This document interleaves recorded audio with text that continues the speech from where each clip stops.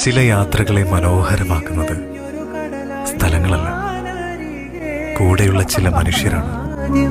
കേട്ടു പ്രണയം മൃദുപല്ലവിയായി ആരോ പറഞ്ഞു, ആരോ പറഞ്ഞു, ഞാൻ കണ്ടതുരാക്കരമാണെന്നാരോ പറഞ്ഞു.